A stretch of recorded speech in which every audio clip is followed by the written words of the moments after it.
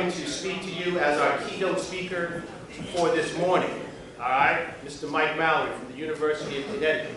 Mike has decided to come over and be a part of this. I think if you look at his background and his experience, he's an entrepreneur, he's a motivational speaker, mentor, visionary, and humanitarian.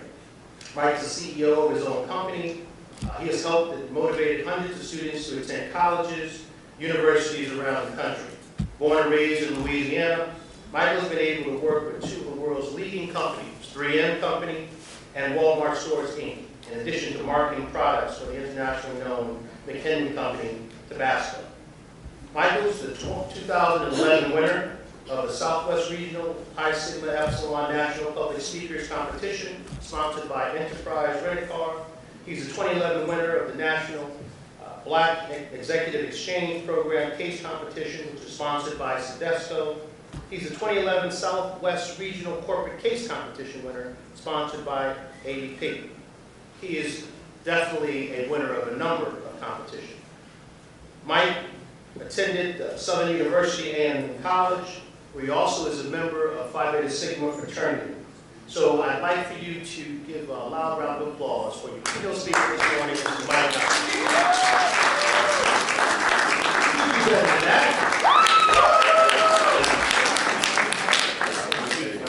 Good morning. Good morning.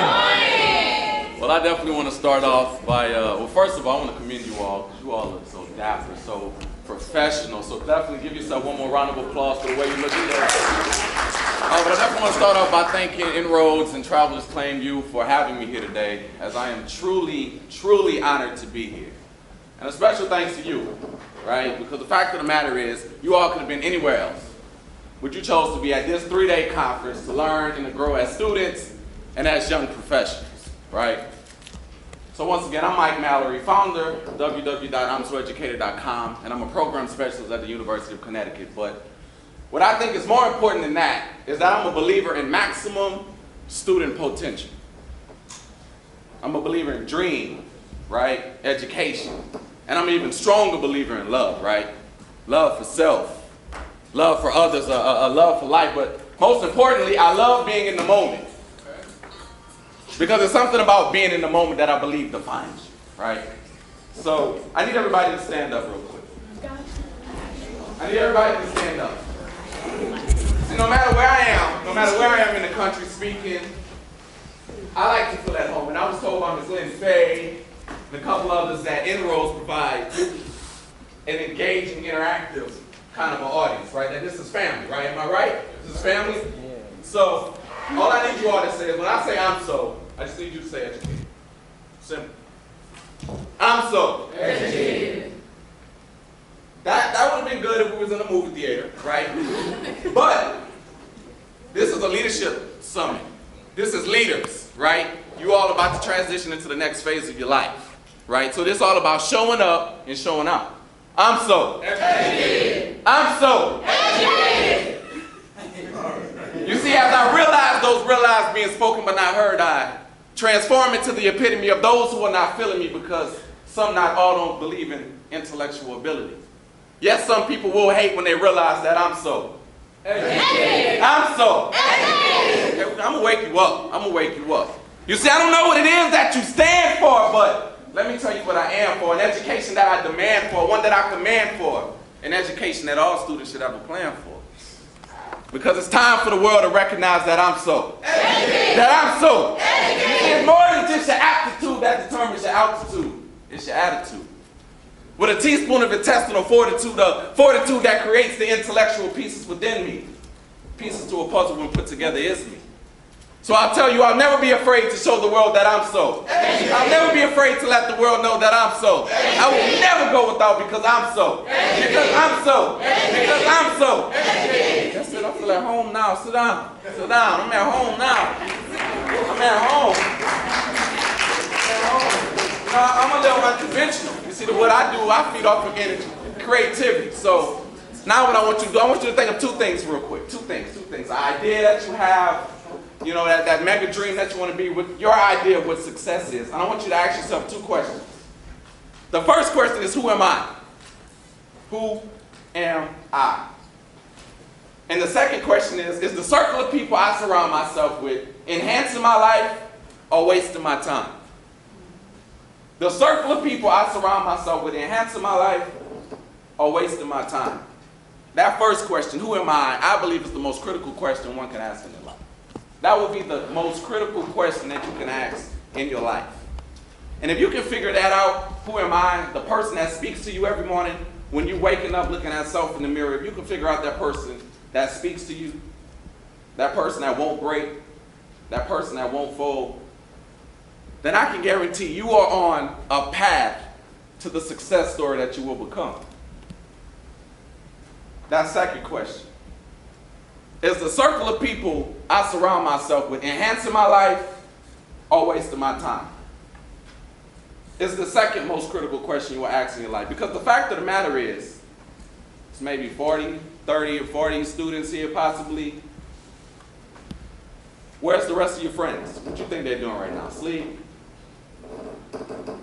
Playing video games? Maybe some may be working summer jobs. So you are an elite group of individuals here because you decided to show up, show out, and eventually someday in life shut down the competition. So you need to be able to understand that it's the people I'm surrounding myself with moving forward, whether that may be students, those that are making moves, major moves, or is it those that want to waste your time? Everyone who knows me, I'm from Louisiana.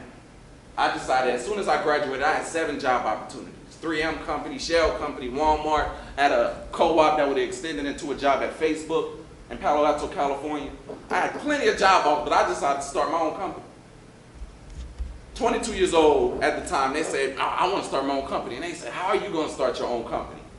You're just from Louisiana, how are you going to do that? So I had to build a circle of people around me that could elevate and help me inspire to become inspired so I could ultimately reach my dreams.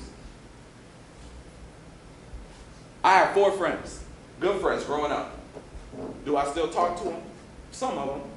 2 of them out of the 4 are in jail right now because of piss poor decisions. One of my friends that's in jail right now in Baton Rouge, Louisiana, had a 3.9. I know you all take the SAT, but he had a 3.9, scored a 29 on the ACT, is what we take for our standardized testing, and had a full ride to Harvard. Full ride to Harvard. Now, back home, some people are like, oh, okay, it's just Harvard, but I just spoke at Harvard about a week ago, and I was like, this is the Harvard. And he's sitting in jail right now off of foolishness and stupidity. Because he said he had swag, right? He had swag, right? Matter of fact, how many people here have swag? Swag? What do you think is swag?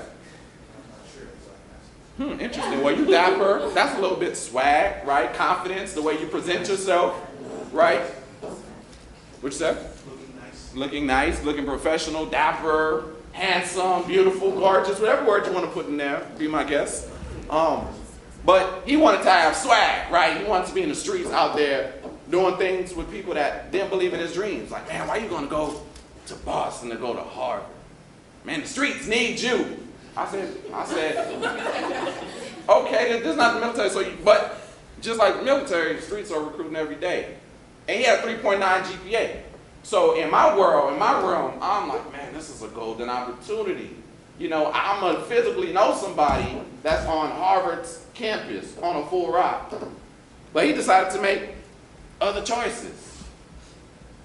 He's in jail right now for 10 years for being caught with possession, resisting an officer, and having a weapon unregistered. Because he wanted to show love to the streets. And I said, man, you're a leader. You are a leader, but he didn't believe me. So I had to redefine the swag that I began to live my life by.